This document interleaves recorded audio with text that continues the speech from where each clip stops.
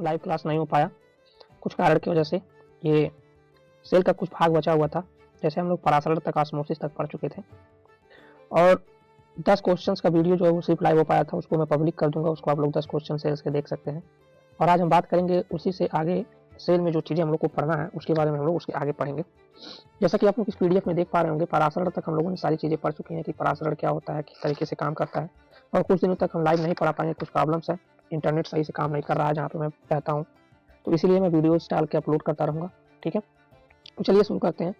कोशिका यहाँ पे हम लोग पढ़ेंगे मूवमेंट अक्रॉस सेल मेम्ब्रेन। कोशिका झिल्ली के आर पर गति कैसे की जाती है। ये 3 तरीके की गति होती है जो कि पराशर से ही संबंधित है, और इसको किस तरीके से किया जाता है आप लोग यहाँ पे देख भी सकते हैं कि यहाँ पे ये चीज़ लिखी हुई है ना। तो इसी चीज़ को हम लोग आज यहाँ पे पढ़ेंगे कि कैसे ये काम करता है। तो इसके 3 इसके सोल्यूशन के टाइप होते हैं और इसकी डिफिनेशन दी गई है, और सेल कैसे इफेक्ट करता है ये भी चीज़ दिया गया है। तो कुल मिलाकर के 3 प्रकार के होते हैं, जैसे कि पहला है हाइपोटोनिक अल्पदाबी पराशरण, जो छोटे से मतलब कम दाब पे काम करता है। ठीक है, कोशिका की बाह्य विलयन की मात्रा कम होती है उस समय पे ये काम करता है। ठीक है, सेल के बाहरी जगह पे जो द्रव्य होगा वो कम होगा, उसके द्वारा कैसे सेल के अंदर कोई चीज जाता है। जल कोशिका में प्रवेश करता है, कोशिका फूलती या फट जाती है, ये चीजें इसमें होती हैं। हाइपोटोनिक होता है, अतिदाबी पराशरण होता है, समदाबी पराशरण होता है, या सम पराशरी होता है, आइसोटोनिक इसको कहते हैं। ठीक है, तो जैसे अभी आप लोग को अगले स्लाइड में हम समझाते हैं, जैसे यहाँ पे है ना जीव द्रव्य प्रोटोप्लाज्मोसिस है ना, जीव द्रव्य कुंचन, इसको हम प्लाज्मोसिस कहते हैं, जीव द्रव्य कुंचन। ऐसी प्रक्रिया जिसके द्वारा कोशिका हाइपोटोनिक विलयन में रखे जाने पर पानी खो देती है, इसे कोशिका झिल्ली कोशिका भित्ति से दूर हो जाती है या सिकुड़ जाती है, ये प्रक्रिया इसमें होती है। इसका मतलब क्या होता है, प्लाज्मोसिस एक ऐसी प्रक्रिया है जिसमें कोशिकाएं अपना जल को खो देती हैं, पानी को बाहर निकाल देती हैं, और कोशिका झिल्ली जो होती है वो कोशिका भित्ति से दूर रहती है। आपको पता होगा कि सेल वाल्व जो है वो सेल वाल्व जो होता है वो बाहर पाया जाता है, और उसी तरफ आप सेल मेम्ब्रेन भी देख सकते हैं पाया जाता है। और यहाँ पे देख रहे हैं लिखा होगा न्यू सेल, तो ये सारी कोशिकाएं हट जाती हैं और न्यू सेल्स का निर्माण होता है। तो अभी आप लोग आगे समझेंगे। एक होता है एंडोसाइटोसिस। एंडोसाइटोसिस में क्या होता है, कोशिका झिल्ली का लचीलापन कोशिका को अपने बाह्य वातावरण से भोजन अन्न पदार्थ ग्रहण करने की क्षमता। ठीक है, अमीबा ऐसी प्रक्रियाओं के मदद से अपना भोजन प्राप्त करता है। मतलब कोशिका किस तरीके से, मान लीजिए कोई सिंगुलर सेलुलर है या कोई सबसे बड़ा सेल है, हम लोग की सेल की बात करें, हम लोगों के सेल में अलग अलग चीज़ों की जरूरत पड़ती है, जैसे कार्बोहाइड्रेट की जरूरत पड़ती है, प्रोटीन की जरूरत पड़ती है, निम्न चीज़ों की जरूरत पड़ती है। तो सेल अपने अंदर किस तरीके से मतलब अपने अंदर कैसे ग्रहण करता होगा, इसको एंडोसाइटोसिस कहा जाता है। ठीक है, the flexibility of the cell membrane also enable the cell of engulf in food the material from its external environment. मतलब कि बाहरी वातावरण से कोई भी सेल अपने तत्वों को, अपनी जरूरत के तत्वों को अपने अंदर कैसे ले जाता है, कैसे इंटेक करता है, इस प्रक्रिया को कहते हैं एंडोसाइटोसिस। ठीक है, अब यहाँ पे आगे एक फिगर लगा हुआ है, इसमें देखिए प्लाज्मोसिस की एक तस्वीर दी गई है। देखिए पहले एक नॉर्मल सेल होता है, आप लोग को यहाँ शायद दिख रहा होगा, ये है नॉर्मल सेल।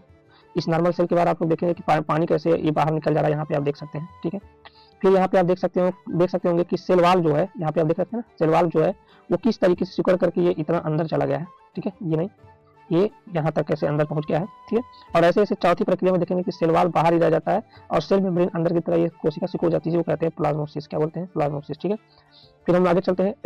एंडोलाइसिस में क्या होता है, एंडोसाइटोसिस या एक्सोसाइटोसिस में क्या होता है। देखिए इसमें एक सेल है, ठीक, आप लोग को सेल दिख रहा होगा, है ना, आप लोग को ये पूरा सेल दिख रहा होगा। इस सेल के अंदर ये बाहर कुछ पार्टिकल दिए हुए हैं, ठीक है, दिख रहा है आप लोग कुछ पार्टिकल्स।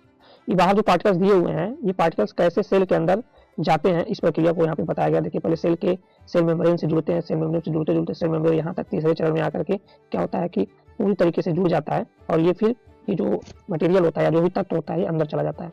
इसी तरह से एक्सोसाइटोसिस में हम देखते हैं कि किस तरीके से सेल से कोई भी एलिमेंट बाहर निकल जाता है। ठीक है, तो एंडोसाइटोसिस में सेल अंदर की तरफ इंटेक करता है, एक्सोसाइटोसिस में सेल से बाहर निकल जाता है। ये आप लोगों को समझ में आ गया होगा। ठीक है, नेक्स्ट कोशिका द्रव्य की बात करते हैं। साइटोप्लाज्म की खोज किसने किया था, आप लोग बता सकते हैं, तो कमेंट में जरूर बताइएगा कि साइटोप्लाज्म की खोज किसने किया था। तो क्या होता है कि कोशिका के अंदर बहुत सारे ऑर्गेनल होते हैं, जैसे कि न्यूक्लियस होता है, माइटोकॉन्ड्रिया होता है, राइबोसोम होता है, गाल्जी बॉडी होता है, तरह तरह के इसके अंदर जो है आप देखने को आपको मिलेगा, जिसको हम ऑर्गेनल्स भी बोलते हैं। ठीक है, इसके अंदर यहाँ पे बहुत सारे होता है। तो साइटोप्लाज्म क्या करता है, ये सब आपस में मिल करके एक ही साथ कहीं बर्बाद ना हो जाए, लड़के खत्म ना हो जाए, अपने अंदर ही कुछ कुंचन ना कर लें या रिएक्शन ना कर लें, इस चीज से बचने के लिए साइटोप्लाज्म इसको क्या करता है, एक शेप भी देता है और इसका प्रोटेक्शन भी करता है पूरी तरीके से। अच्छा, यहाँ पे इसके कुछ फंक्शंस भी लिखे हुए हैं, जैसे आप लोग यहाँ देख सकते हैं साइटोप्लाज्म के कुछ प्रमुख कार्य भी लिखे हुए हैं। इसमें सम्मिलित विभिन्न कोशिकाएं विभिन्न कार्य करते हैं, जैसे सभी मेटाबॉलिज्म एक्टिविटी इसी के अंदर होती है। मेटाबॉलिज्म एक्टिविटी क्या होती है, जैसे हम सांस लेते हैं, ये सांस लेना हमारा अप्रत्यक्ष तरीके से दिखाया जाता है, पर अगर इसको जो डायरेक्टली दिखाया जाता है प्रत्यक्ष तरीके से, पर अप्रत्यक्ष तरीके से हम देखेंगे तो क्या होता है, इस सांस के द्वारा हमारे शरीर में ऊर्जा बनती है। उस ऊर्जा कैसे बनती है, वो हमारे माइटोकॉन्ड्रिया के द्वारा बनती है। इसको ही हम मेटाबॉलिज्म एक्टिविटी कहते हैं। ठीक है, डाइजेशन भी एक मेटाबॉलिज्म एक्टिविटी है। ये सारी एक्टिविटी जो होती है उस कहाँ तक, इसके द्वारा जो वस्तु पाई जाएगी, जो एटीपी का निर्माण होगा, जो ऊर्जा का निर्माण होगा, जो प्रोटीन का निर्माण होगा, वो कहाँ पे जाना चाहिए, वो इस पूरे सेल के अंदर जाना चाहिए। इस चीज को ही हम लोग क्या कहते हैं, मेटाबॉलिज्म एक्टिविटी कहते हैं। ठीक है, तो साइटोप्लाज्म की सबसे मुख्य कार्य क्या है कि वो सभी चयापचय क्रियाओं का केंद्र है, मतलब कि centre of all metabolism activity. Metabolism की सभी मेटाबॉलिज्म की एक्टिविटी का केंद्र माना जाता है। यहाँ पे आप देख सकते हैं, यहाँ पे जो आपको ये चीज दिख रही है ना, ये ब्लू ब्लू पूरा, ये हरा वाला नहीं, ये सिर्फ ये जमीन वाला पार्ट, यही होता है साइटोप्लाज्म। ठीक है, और ये जो इसमें ब्लू ब्लू दिख रहा है, इसके अंदर जो रेखाएं दिख रही है ब्लू ब्लू दिख रहा है, इसको बोलते हैं न्यूक्लियोप्लाज्म। न्यूक्लियस में पाया जाता है, एक तरह का जेलीनुमा संरचना होता है ये। ठीक है, आप लोग को समझ में आ गया होगा। ठीक, जो भी सवाल होगा आप कमेंट में पूछ सकते हैं। फिर हम लोग बात करते हैं क्रोमोसोम्स की, किसकी, गुणसूत्र की बात करते हैं। गुणसूत्र कोशिका केंद्रक में पाए जाने वाले धागे जैसी संरचना होती है। वे डीएनए डी ऑक्सीराइबोन्यूक्लिक एसिड के रूप में आनुवंशिक जानकारी बाहित करता है। मतलब कि डीएनए क्या होता है, हमारे जेनेटिक इंफॉर्मेशन को स्टोर करके रखता है और वो न्यूक्लियस के अंदर पाया जाता है। स्ट्रक्चर इसका कैसा होता है, हर क्रोमोसोम डीएनए और प्रोटीन हिस्टोटोन से मिलकर के बना होता है। ठीक है, हर क्रोमोसोम में 2 क्रोमेटिड होते हैं जो एस्ट्रोमियर पर जुड़े होते हैं। आपको भी आगे देखने को मिलेगा किस तरीके की बात कर रहे हैं। जैसे देखिए, ये है इनसाइड द सेल, ये हो गया एक सेल। ठीक है, आप लोग यहाँ पे एक सेल देख सकते हैं। ठीक, और इस सेल के अंदर हम झाँक के रखेंगे तो इस तरीके का हमको क्रोमोसोम्स मिलेगा। इस क्रोमोसोम्स को जब हम धागे की तरह, जैसे कोई ऊन होता है ना, ऊन को हम खींचना शुरू करें तो उसमें सिर्फ धागे निकलते हैं, वो ये पूरा धागा जो दिख रहा है आपको, ये होता है डीएनए। और डीएनए में क्या होता है, न्यूक्लियोटाइड्स होते हैं। देखिए न्यूक्लियोटाइड्स यहाँ पे आप लोग को दिख रहे होंगे, ये होते हैं न्यूक्लियोटाइड्स। यहाँ पे आप देख सकते हैं, ये न्यूक्लियोटाइड्स होते हैं जो एटीजीसी की संरचना में जुड़े होते हैं। आपको भी आगे पता चलेगा कि ये एटीजीसी क्या होता है। और ये अपने साथ जेनेटिक सेगमेंट ऑफ डीएनए यानी कि जीन्स, ये इसी को हम जेनेटिक भी बोलते हैं। ठीक है, ये जेनेटिक इंफॉर्मेशन इसी सारे न्यूक्लियोटाइड्स में होती है हमारी। ठीक है, आगे बढ़ते हैं हम लोग। क्रोमोसोम्स कोशिका विभाजन के दौरान दिखाई देता है। ठीक है, क्रोमोसोम्स क्या है, तो कोशिका विभाजन होता है, जैसे एक सेल से दूसरा सेल जब बढ़ता है तब उसमें इसकी ये उसी में मदद करता है और वहाँ पे हमको देखने को मिलता है। डीएनए एक जीन से मिलकर के बना होता है। डीएनए के कार्यात्मक खंड को जीन कहा जाता है। जो काम फंक्शन यूनिट होती है उसी को हमको क्या बोलते हैं, जेनेटिक बोलते हैं। Functional segment of DNA is called genetic या जीन्स। ठीक है, यहाँ पे देख सकते हैं सेल, यहाँ पे पी आर्म क्यू आर्म आप लोग को दिख रहा होगा, हम आपको दिखाते हैं। यहाँ पे देखिए क्यू आर्म, पी आर्म, यहाँ पे क्यू आर्म, यहाँ पे सेंट्रोमेरियर, मतलब इसका केंद्र, यहाँ से सीधे एक लाइन खींची जाती है, इसको इसका केंद्र कहा जाता है। ठीक है, फिर यहाँ से ये निकलता है और पूरे डीएनए को दिखाता है हमको। तो यहाँ पे आप एक चीज और भी देखेंगे, इस वाले फिगर में आपको उतना बढ़िया नहीं समझ में आएगा, हम अगले फिगर में आपको ले चलते हैं। यहाँ पे इस फिगर को आप लोग देखिए, आप लोग इसमें देखेंगे कि एक सेल है, सेल से न्यूक्लियस, न्यूक्लियस से क्रोमोसोम, सेंट्रोमियर आप लोग को दिख रहा होगा। आप लोग को हम सेंट्रोमियर दिखाते हैं।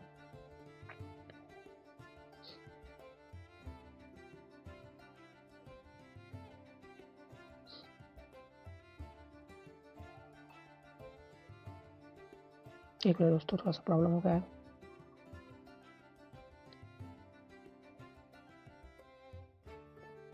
इस वाले फिगर पे हम लोग थे, तो यहाँ पे हम आप लोग को दिखाते हैं सेंट्रोमियर। पहले देखिए, ये आपको बीच में एक पीला सा संरचना दिख रहा होगा। ठीक है, ये दिख रहा होगा आपको, ये इसका केंद्र है।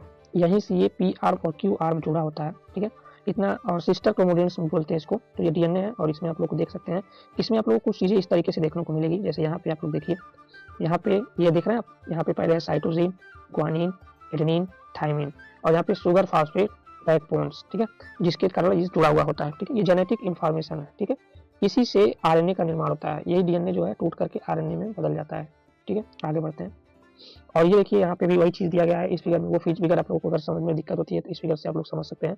एक्चुअली जो एडेनिन, ग्वानिन और साइटोसिन और थायमिन होता है, ये एक नाइट्रोजन बेस है, क्षार है। ठीक है, इसका प्रकृति कैसे होता है, ये क्षारीय नेचर का होता है, एसिडिक होता है, और इसी को हम क्रोमोसोम्स बोलते हैं, जो आप लोगों को एक्स नुमा संरचना दिख रहा है। ठीक, अब आगे चलते हैं। यहाँ पे कुछ गुणसूत्र के क्रोमोसोम्स की संख्या और कुछ ह्यूमन ऑर्गेनिज्म के नाम दिए, सॉरी ह्यूमन नहीं, ये ऑर्गेनिज्म के नाम है, जीवों के नाम है। इसमें कुछ क्रोमोसोम्स की संख्या पाई जाती है, मतलब उनके न्यूक्लियस के केंद्र में। ठीक है, कितने डीएनए, कितने हेलिक्स पाए जाएंगे, इसके बारे में बताया गया। तो जैसे कि मानव के अंदर 46, 23 के जोड़े में पाए जाते हैं। डॉग के अंदर 78, कैट के अंदर 38, हॉर्स के अंदर 64, काउ के अंदर 7, ओनियन के अंदर 16 और राइस के अंदर 24, और पी प्लांट यानी कि मटर के जो पौधे होते हैं उसके अंदर होता है 14। ठीक, तो हमारा जो स्लाइड था यहीं तक था। तो इसके आगे हम लोग और भी बात करेंगे, हम वीडियो बना करके आप लोग को देते रहेंगे। आप लोग का काम बस इतना है कि आप लोग इसमें पढ़ते रहें।